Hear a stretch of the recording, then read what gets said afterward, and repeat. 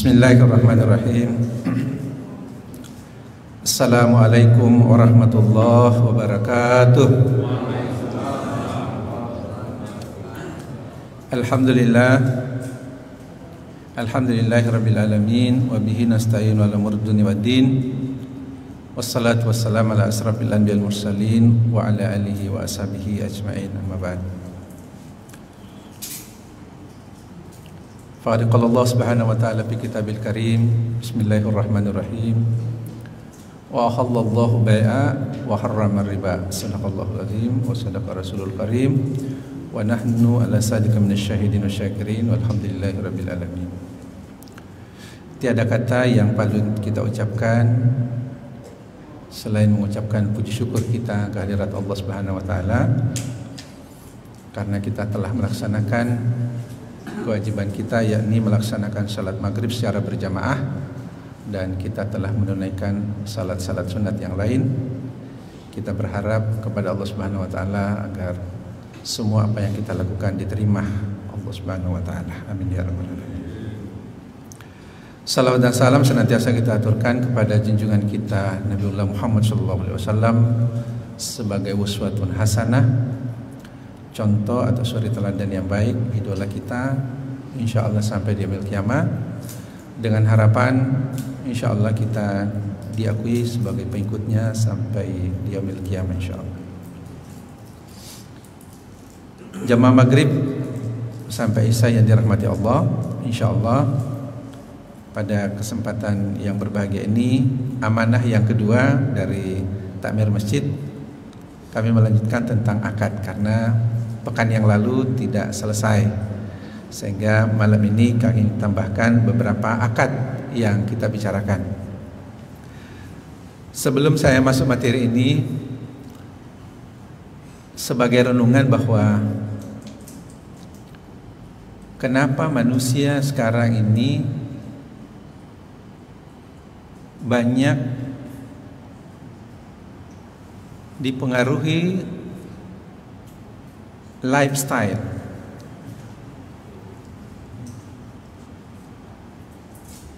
Kita berharap bahwa apa yang kita makan dan menjadi darah daging kita di dalam tubuh, kita berharap bahwa itu adalah halal. Jangan sampai ada yang subhat, jangankan subhat, jangan sampai ada yang haram. Pertanyaannya adalah, apakah kita tahu apa yang kita makan, apa yang kita minum mulai pagi hari sampai menjelang tidur? Apakah itu dijamin 100% halal atau tidak? Sebab saya membaca WA beberapa hari yang lalu, karena sekarang ini mahasiswa di beberapa perguruan tinggi itu tidak lagi berbelanja di warung, dia pesan di Gojek.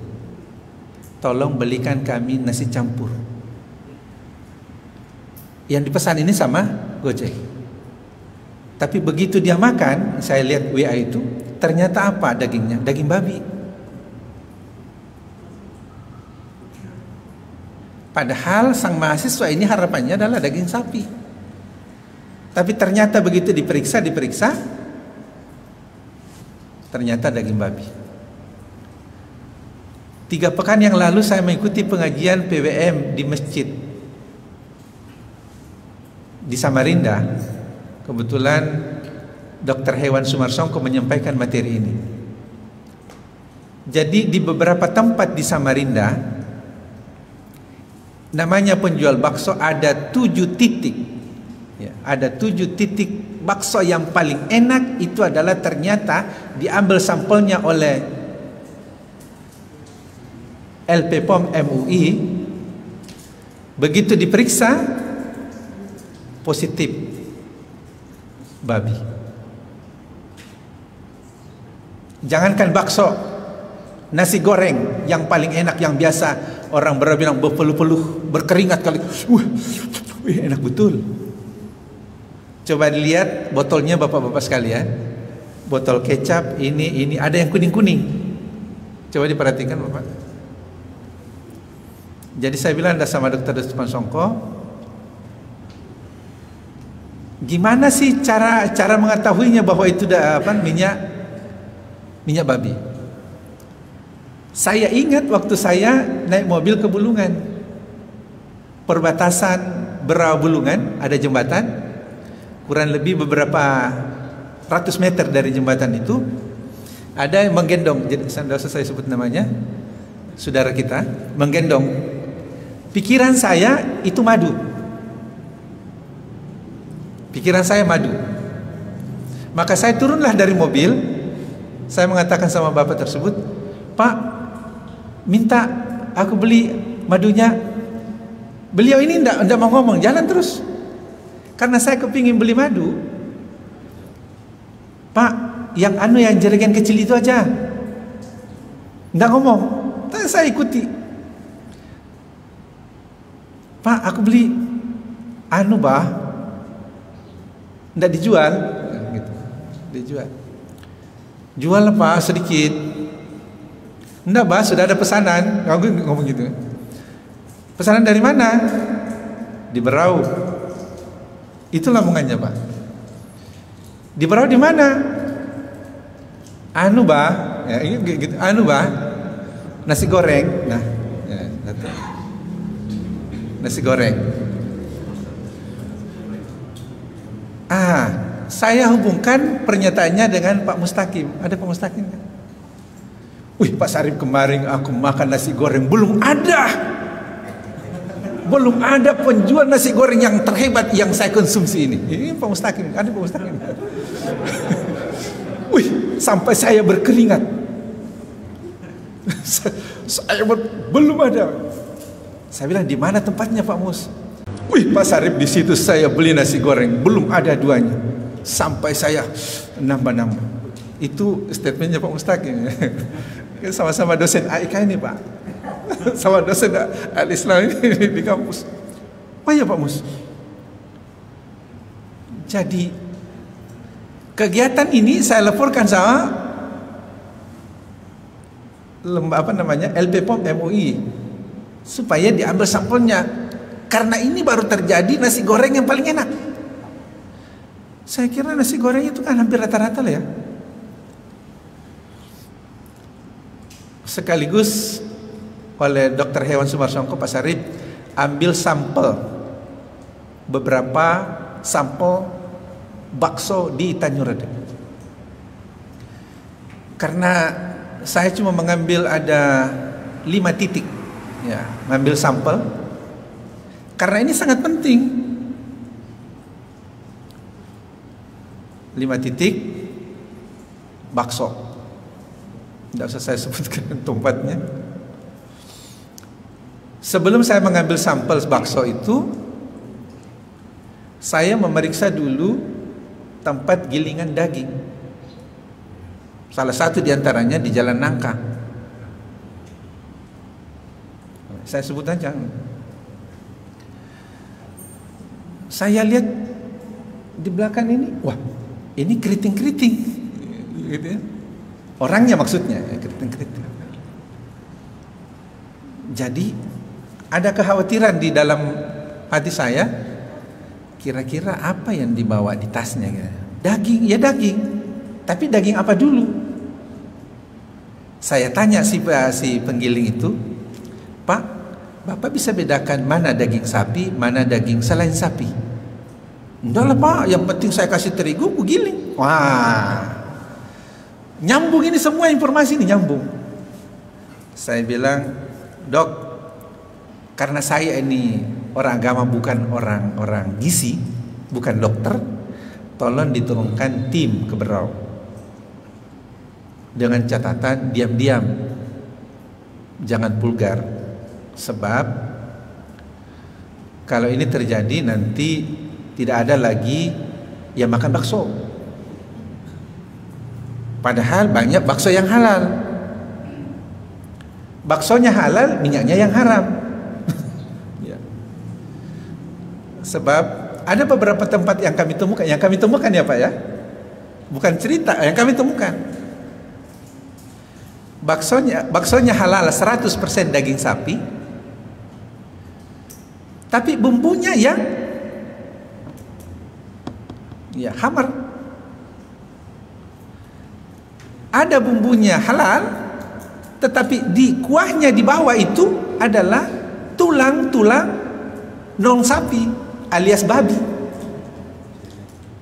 Celeng. Disebutkan celeng. Ya, celeng, Pak. Tapi kalau ini daging, ini apa, Pak? Ini tulang penyedap rasa. Karena saya bukan ahli hewan, saya tanya sama dokter hewan, memang ada tulang ahli rasa ya? Oh, enggak ada, Pak Sari. Nah, semakin ada kecurigaan. Jadi saya sampaikan sama dokter, ini ada begini-begini. Alhamdulillah, inilah lanjutan materi tentang akad yang sebenarnya. Kita berharap jamaah sekalian, termasuk diri saya, kita berharap kepada Allah bahwa apa yang masuk di dalam tubuh kita itu terdeteksi bahwa itu 100% halal. Ada beberapa ulama mengungkapkan begini, itu kelihatan orang-orang yang sering mengkonsumsi tidak halal. Saya bilang apa? Katanya, tapi ini statementnya dia, tidak ada, belum saya cari dalilnya. Kalau umpamanya mau melaksanakan kebaikan, itu susah sekali melaksanakan kebaikan. Umpamanya mau masukkan di celengan, ini ditahan-tahan duitnya, cari yang 1.000. Kalau ada umpamanya di situ ada 1.000, 2.000, 5.000, 10.000, 50.000, 100.000. Yang dipilih itu yang 1.000. Nah, tidak mau pilih yang, karena ada yang menahan di dalam diri, ada di dalam tubuhnya yang menurut ulama tersebut adalah ada sesuatu yang menahan kebaikan. Jadi kita setiap selesai salat kita berdoa kepada Allah agar seluruh yang ada di dalam tubuh kita berusaha semaksimal mungkin adalah halal, termasuk pakaian kita. Sebab Nabi kita Muhammad SAW itu saya kira sudah banyak ulama yang menerjemahkan, sudah banyak menceramahkan, sudah banyak ulama yang menyampaikan bahwa kalau ada pakaian kita yang kita pakai salat, apalagi dipakai untuk berdoa, ada sesuatu yang tidak beres, maka itu tidak diterima oleh Allah Subhanahu wa taala. Apalagi kalau masuk di dalam tubuh kita. Ya, kita lanjut. Itulah pengantar. Kita menjawab dulu pertanyaan tentang yang lalu adalah, Pak, saya ini nasabah bank. Mohon maaf kalau ada pegawai bank di sini, tapi tidak apa-apa, ini kita di dalam. Saya adalah nasabah bank konvensional.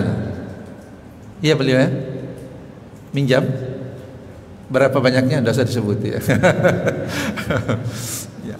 Minjam di bank konvensional. Apakah pinjamannya itu halal atau haram? Pertanyaannya beliau, apakah riba? Di dalam kajian Al-Islam tentang ekonomi Islam adalah riba.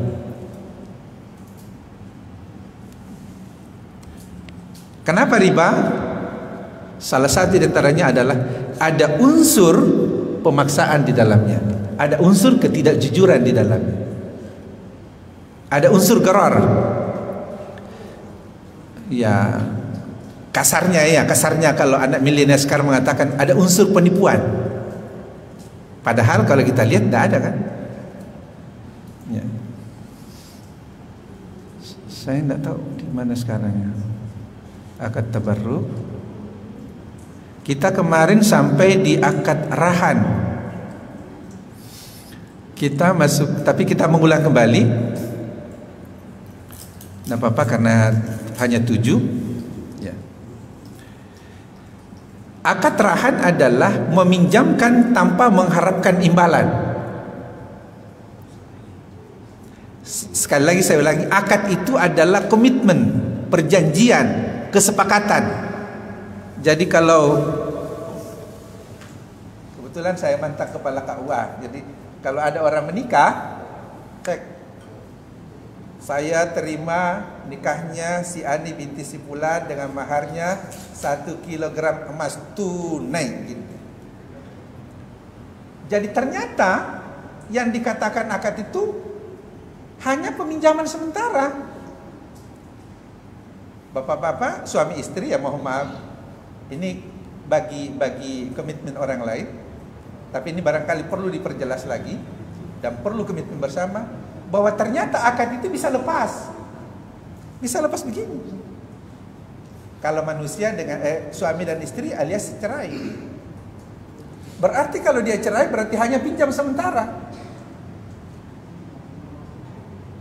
Karena pinjam sementara, bagaimana supaya pinjam sementara ini bisa komitmen langgeng? Inilah komitmen namanya akad. Ya Pak ya. Jadi ini penting. Pemahaman kita penting sekali tentang akad ini. Bapak-bapak dan saudara-saudara sekalian, coba diperhatikan ibu-ibu kita atau istri-istri kita kalau dia ke pasar. Saya banyak mengikuti ibu-ibu kalau berbelanja di pasar. Utamanya saya ambil sampel ketika ibu-ibu mau membeli ikan di pasar. Jadi ibu-ibu rata-rata itu sebelum membeli ikan berdosa duluan 3 kali sebelum membeli ikan. 3 kali dosanya baru membeli ikan, Bapak. Makanya Nabi pernah menyentil yang boleh ke pasar itu adalah bapak-bapak. Jangan ibu-ibu. Tapi ternyata survei membuktikan yang belanja di pasar sekarang adalah 99,9% adalah ibu-ibu. Karena ibu-ibu itu baru turun dari mobil sudah berdosa. Itu bajunya, baju baru bangun tidur, baru turun dari mobil. Begitu lihat mau beli ikan. Jadi kalau dia beli ikan, coba dilihat berapa harganya Pak? 10.000. Nah ini dosa enggak? Mencela.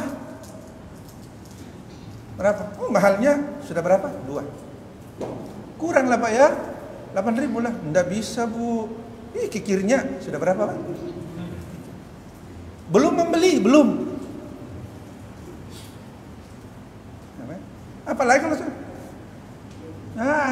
ikan tuah, ikan sudah lama. Sudah berapa? 4. Tapi kalau laki-laki berapa harganya? 10.000. Langsung itu aja. Kalau ibu-ibu, bapak-bapak pergi ke pasar, apa yang dicatat itu yang dia beli. Insya Allah tidak akan beli yang lain. Tapi kalau ibu-ibu, bapak-bapak lah yang tahu lah. Bapak-bapak lah yang tahu lah. Jadi memang ini penting Pak. Jadi Rasulullah SAW sudah lengkap semua ini cara pengajaran tentang ekonomi kita di dalam kehidupan sehari-hari, di dalam agama Islam, di dalam ekonomi Islam disebut dengan muamalah. Jadi muamalah itu bukan transaksi besar, yang kecil-kecil saja. Apalagi kalau bapak-bapak mau membeli langsat atau membeli rambutan. Ya Pak ya. Mohon maaf kalau ada menjual rambutan di sini. Itu ini kan pembeli itu mau membeli 1 kilo ya Pak ya. Pak, aku beli berapa 1 kilo Pak? 10.000. Jelas kan? Coba lihat pernyataan saya. Berapa 1 kilo? 1 kilo berarti 10 on. Ya kan Pak? Pembeli ini mau membeli 1 kilo. 1 kilo berarti 10 on. Berapa? 10.000. Cek bayar 10.000. 1 kilo.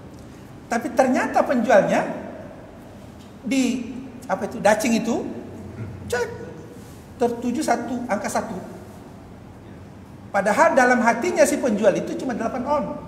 Karena tadi malam sudah dimodifikasi itu. Berarti kalau cuma 8 on, ada 2 ons yang dimakan setiap hari itu haram.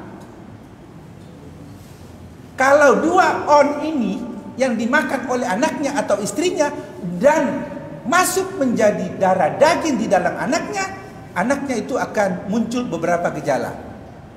Gejala yang pertama, disuruh pergi salat, disuruh pergi mengaji, insya Allah dia tidak mau. Mau mungkin tapi malas. Karena apa? Ada unsur di dalamnya anak tersebut yang dimakan, yang diberikan dari orang tua kepada anak. Inilah dampak. Pertanyaannya, bagaimana caranya supaya ini kembali seperti semula? Itulah kita orang tua minta ampun kepada Allah. Ya Allah, mungkin selama ini ada hal-hal yang kami berikan makan kepada istri dan anak-anak saya yang mungkin ada terdapat mustasyabihat atau keraguan-raguan atau mungkin yang haram atau mungkin yang riba dan sebagainya. Ampunilah ya Allah, karena itu di luar pengetahuan kami. Insya Allah sekejap itu Allah akan mengampuni seluruh dosa-dosa kita.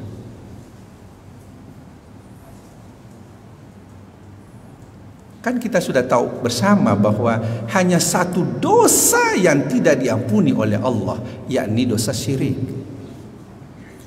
Seandainya dosa kita seperti gunung Kelai besarnya atau sebesar dari itu pula, kalau kita sadar, menyadari dan kita bertaubat kepada Allah, ya Allah, selama hidupku bertahun-tahun mungkin ada sesuatu yang pernah kami konsumsi yang di luar pengetahuan kami dan mungkin itu adalah tidak halal, maka ampunilah ya Allah. Maka insya Allah dengan sekejap itu Allah mengampuni.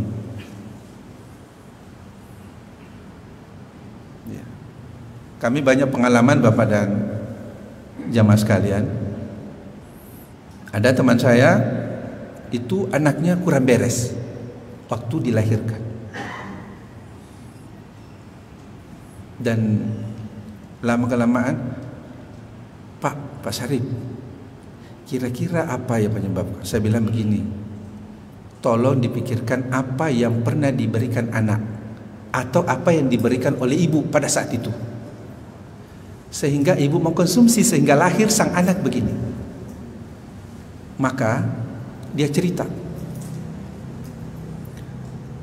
dia lama cerita, oh saya bilang begini, minta ampun kepada Allah, minta maaf kepada Allah, sebab mungkin bapak itu ingin mendapatkan sesuatu yang lebih untuk membahagiakan istri, tapi ternyata cara membahagiakan istri itu ada yang di luar koridor syariah, ada yang di luar koridor agama, sehingga kita memberikan sesuatu kepada istri yang di luar koridor syariah dalam pengertian yang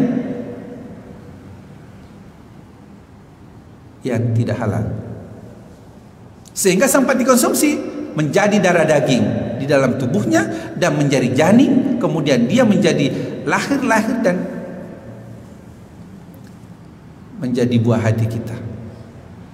Alhamdulillah dalam perjalanannya saudara saya itu, alhamdulillah bagus kembali, normal kembali. Dan ini yang patut kita syukuri, karena kita sekarang masih dalam keadaan sehat walafiat, masih segar pikiran kita, masih ingat kita kepada Allah. Tentunya kita sudah bisa mendeteksi kelakuan kita. Karena harapan kita Bapak dan saudara-saudara sekalian, harapan kita adalah mari kita menjadikan dosa-dosa kita masa lalu untuk kita berbuat kebaikan di masa mendatang. Jadi jadikan dosa-dosa kita sebagai pemicu untuk berbuat baik. Inilah akal. Jadi ternyata dosa-dosa kita itu menjadi pemicu untuk berbuat lebih baik. Jadi bukan kebaikan kita untuk menjadi pemicu, tapi dosa-dosa masa lalu kita menjadi pemicu untuk berbuat lebih baik di masa datang. Berikut,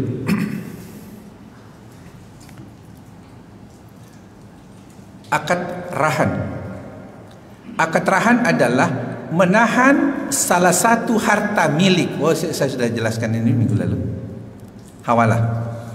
Hawalah adalah pengalihan utang dari orang yang berutang kepada orang lain yang wajib menanggungnya.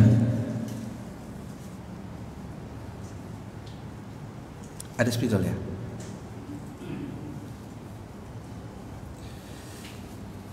Jadi pengalihan utang orang lain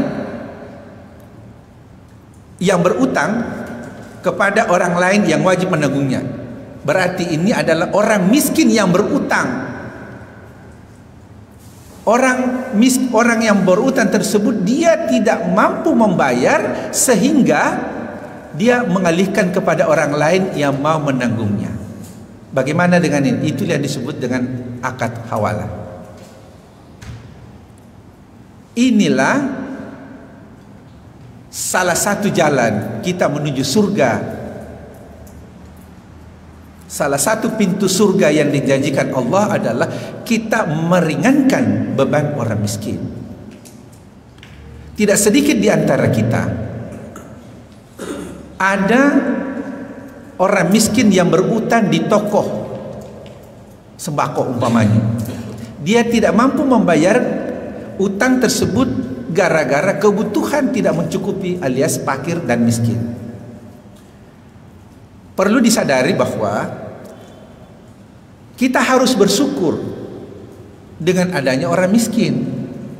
Oh, kenapa harus bersyukur Pak Sarif? Ya, karena dengan orang miskin itu ada sehingga orang-orang kaya bisa masuk surga. Makanya kemiskinan di dunia sampai kiamat itu tidak akan berhenti. Karena memang jaminan di dalam Al-Quran. Karena ternyata orang miskin itu menjadi pemicu orang-orang kaya masuk surga. Pertanyaannya, siapa yang miskin? Siapa yang fakir? Kemarin terjadi diskusi di Balai Mufakat tentang orang fakir dan miskin. Saya bilang, pemerintah daerah ini sudah mengalokasikan sekian ratus miliar umpamanya ya, untuk penanggulangan kemiskinan. Saya bilang, untuk menanggulangi kemiskinan itu sampai kiamat tidak bisa. Karena itu sudah dijamin dalam Al-Quran. Artinya mari kita menjadikan orang miskin itu bagaimana bisa meringankan bebannya.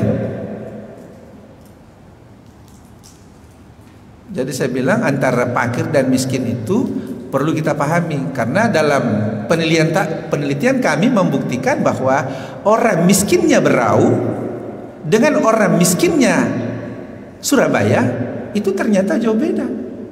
Padahal sama-sama miskin. Apa itu miskin? Nah, ini contoh. Miskin itu contohnya kalau orang biasa seperti kita makan 3 kali sehari semalam. Ini normal. Berarti dia mampu. Orang miskin itu adalah orang yang mempunyai pekerjaan tetapi tidak mampu memenuhi kebutuhan sehari-harinya. Contohnya makan 3 kali sehari, tapi dia hanya mampu 2 kali. Berarti kekurangannya 1. Ini miskin.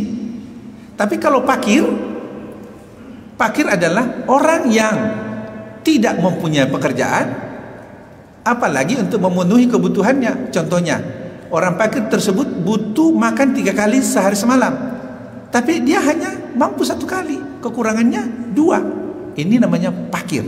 Jauh lebih sulit ekonominya dibandingkan dengan si miskin. Saya bandingkan dengan orang miskinnya Berau dengan orang miskinnya Surabaya. Ternyata semiskin-miskin orang Berau punya handphone, nomor telepon. Dan belum pernah saya menemukan orang Berau, orang miskin Berau yang tidak mampu makan 3 kali. Rata-rata 4 kali, 5 kali makannya. Benar ini Pak.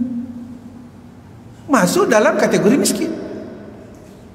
Yang lucu lagi, datang di kantor Basnas naik motor, gelangnya ada, dia gelar dirinya miskin. Padahal di tangannya itu emas.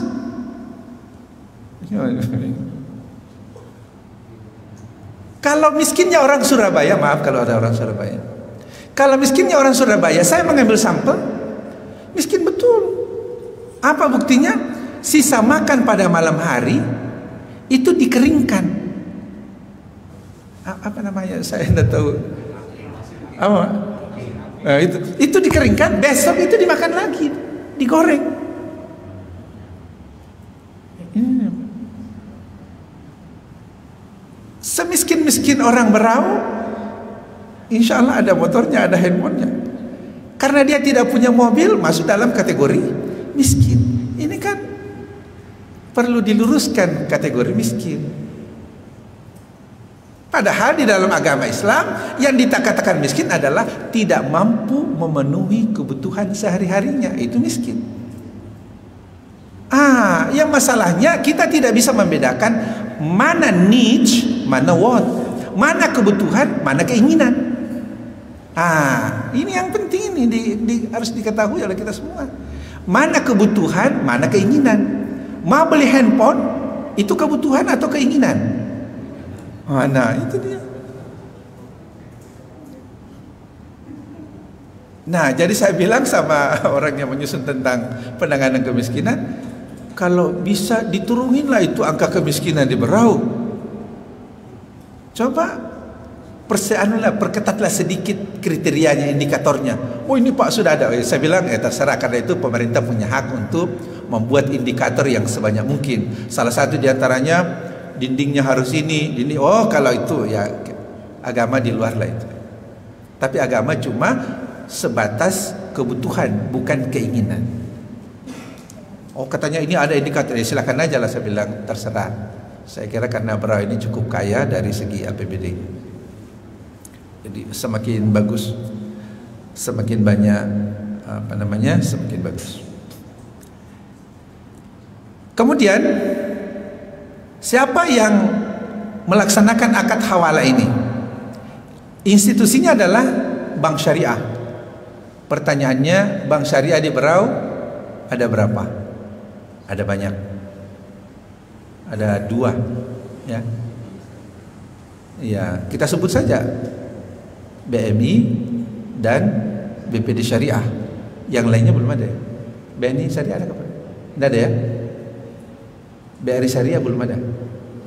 Hanya Bank Muamalat dan BPD Syariah. Coba Bapak coba minjam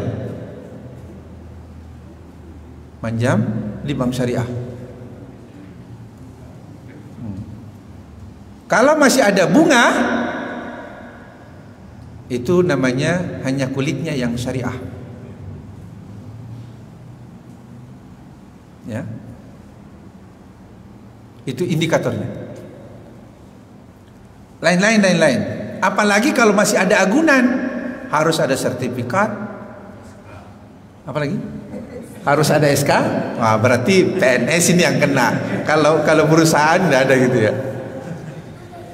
Dan alhamdulillah survei membuktikan rata-rata PNS itu disekolahkan semua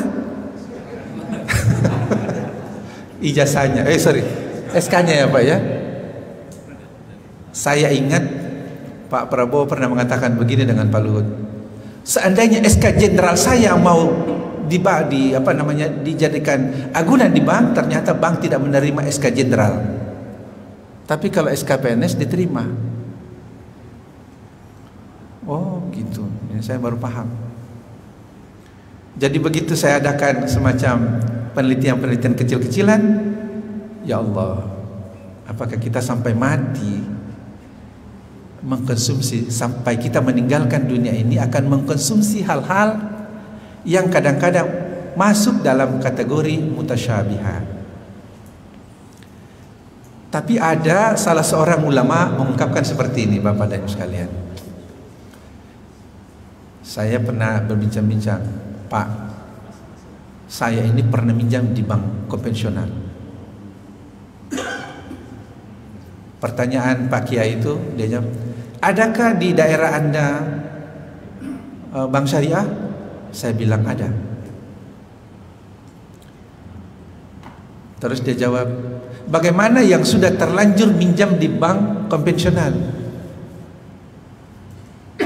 Apakah haram hukumnya jika modal itu digunakan untuk usaha? Saya tanya seperti itu. Saya bilang, ini bukan lagi 10%, tetapi rata-rata atau mayoritas penduduk dunia ini menggunakan itu. Jawabannya singkat. Apa jawabannya Pak Kiai itu? Sini. Aku dipanggil. Kau dekat-dekat supaya dengar jawabannya. Apa niatmu meminjam duit di bank konvensional? Apa niatmu?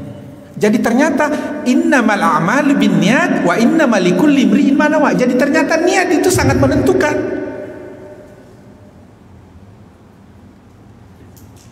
Sama dengan apa niatmu menabung di bank. Kalau menabung di bank untuk mendapatkan bunga, maka itu jatuh pada riba. Tapi kalau niatmu menabung di bank konvensional maupun di bank syariah, niatmu hanya mengamankan hartamu, insya Allah halal. Nah, itu yang saya pegang sampai sekarang.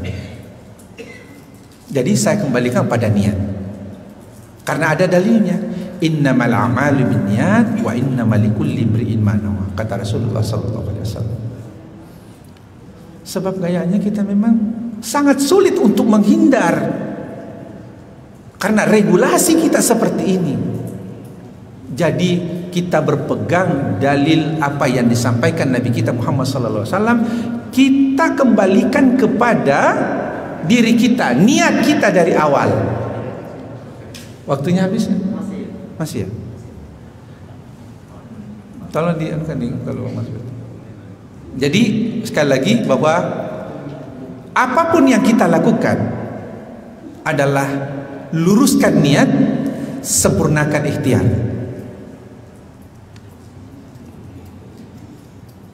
Ya, saya kira gitu ya. Jadi rukunnya apa? Ada yang disebut dengan pihak yang berutang, ada pihak yang berpiutang, ada pihak yang berutang dan berkewajiban membayar utang, kemudian ada muhil kepada muhal, ada utang muhal alai kepada muhil, kemudian ijab kabul. Umpamanya kita bertiga ini berutang, saya mengambil alih utangnya untuk kami bayarkan kepada pihak ketiga, dan ini sudah terbebas dari utangnya.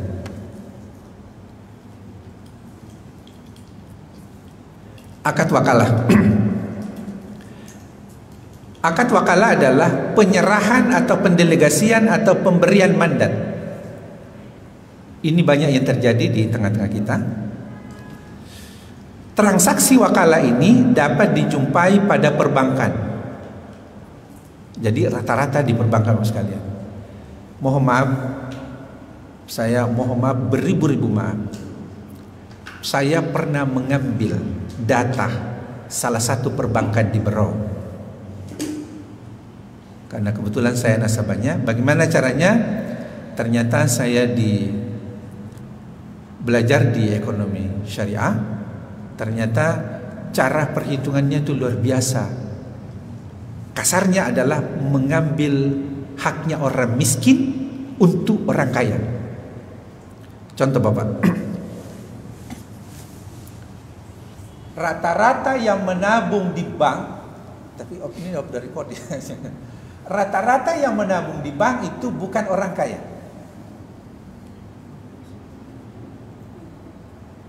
Ya. Karena kita mulai SD sudah wajib menabung. Mulai dari 10.000, mungkin Bapak masih ada tabungannya ya, walaupun 10.000 ya. Begitu saya ambil datanya Bapak sekalian, luar biasa. Luar biasa.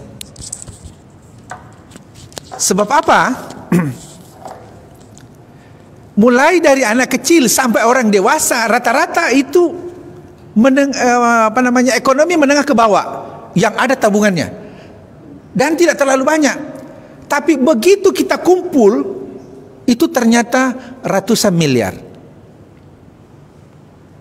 Dan kalau sudah terkumpul ratusan miliar ini, siapa yang menggunakan? Itu bapak-bapak lah yang menjawab lah. Siapa yang menggunakan uang orang miskin ini? Rata-rata orang yang menurut penilaian ekonomi adalah orang-orang yang kaya. Bapaklah terjemahkan. Itu contoh pertama. Contoh yang kedua, pada tahun 2018 saya mendatangi setiap pengurus masjid. Saya mengambil 8 masjid besar di wilayah Tanjung Redep dan sekitarnya. Berapa uang yang tertabung di bank konvensional? Waktu itu 1,8 miliar 1 minggu. Uang masjid sekitar 1,8 miliar 1 minggu, Bapak. 1 pekan, 1 Jumat. Dan kebetulan ada mahasiswa yang meneliti, uang itu digunakan untuk siapa? Uang masjid ini yang ditabung sana adalah digunakan oleh yang si orang sana lah gitu. Jadi saya pikir, bagaimana kalau kita punya perbankan Islam yang begini-begini, luar biasa kayanya. Kalau kita tarik semua penabung itu, maka hampir bank itu tutup. Makanya sekarang ada BSI dan sebagainya. Karena ada analisa Majelis Ulama Indonesia, dikhawatirkan jangan sampai umat Islam kompak di seluruh Indonesia. Itu khawatirnya pemerintah. Maka Majelis Ulama Indonesia sudah memperkirakan kalau umat Islam kompak, selesailah. Semua bank konvensional itu akan kolap. Tapi alhamdulillah pemerintah hebat sekali, tidak bisa mempersatukan umat Islam. Sangat sulit, Bapak. Kita umat Islam dipersatukan sangat sulit. Ada ulama mengatakan begini, umat Islam Indonesia saat ini seperti di musim kering, di musim kemarau. Daun-daunnya itu jatuh berjatuhan dan kering. Dan kalau dipersatukan, disapu begini untuk dipersatukan daun-daun kering itu sangat sulit. Tapi kalau dibakar, ruks. Itulah kondisinya. Waktu habis ya, Bapak dan Ibu sekalian. Masih ada apa itu? Ini proses terjadinya riba ini barangkali yang paling ngeri ini, Bapak. Ya, ini yang paling banyak kita jumpai dan kita lakukan saat ini. Tapi kita berhindarlah, minimal kita pahami adalah wa halallahu bai'a wa harrama riba. Jual beli itu adalah halal dan riba itu diharamkan Allah. Pak Sarip, saya kan jual barang-barang sembako di toko. Oh, enggak apa-apa, namanya jual beli, berapapun harganya halal. Tapi kalau transaksi ada nambah, Pak Sarip, ini aku pinjam 100.000, 1 juta, besok kembalikan atau bulan depan kembalikan 1.100.000. 100-nya itu yang riba. Dan seterusnya dan seterusnya. Saya kira ini karena waktu sudah masuk, kita sudah komitmen bahwa kalau kita sudah masuk dalam waktu, kita harus hentikan apapun kejadiannya. Billahi taufiq wal hidayah. Wassalamualaikum warahmatullahi wabarakatuh.